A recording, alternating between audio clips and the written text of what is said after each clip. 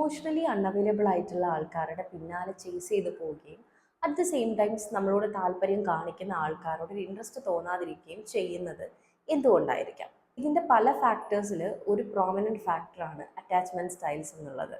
ചൈൽഡ്ഹുഡിൽ നിങ്ങളുടെ കെയർ ഗീവേഴ്സിനോട്, അതായത് നിങ്ങളുടെ അമ്മയാവാം, അച്ഛനാവാം, ആരുമാവാം, അവരോട് നിങ്ങൾക്കുണ്ടായ അറ്റാച്ച്മെൻറ്റ് സ്റ്റൈലിന് it can influence the way you are attached in your relationship.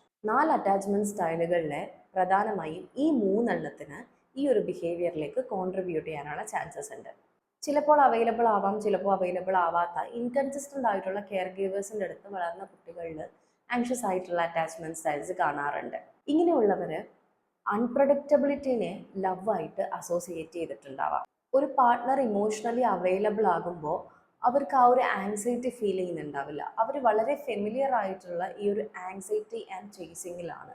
So അതുപോലുള്ള ഡിസ്റ്റൻറ്റ് പാർട്ട്നേഴ്സിനെ തേടി പോകാനുള്ള ചാൻസസ് ഈ ആൻഷ്യസ് അറ്റാച്ച്മെൻറ്റ് സ്റ്റൈലുള്ള ആൾക്കാരിൽ കാണാറുണ്ട്. ഇനി ചില ആളുകളുണ്ട്, ഭയങ്കര ഇൻഡിപെൻഡൻസ് അവർക്ക് വേണം, അവർക്ക് ഒരുപാട് ഇമോഷണലി ക്ലോസ് ആവുന്നത് ഇഷ്ടമല്ല. അങ്ങനെ ആവുമ്പം അവർക്ക് ട്രാപ്ഡ് ആയ പോലെ ഫീൽ ചെയ്യും. ഇപ്പം എപ്പോഴും അവൈലബിൾ ആവുന്ന ഒരു പാർട്ട്ണർ ആണെന്നുണ്ടെങ്കിൽ അവർക്ക് അവിടെ നിന്ന് രക്ഷപ്പെട്ട് പോരാനായിട്ട് തോന്നും.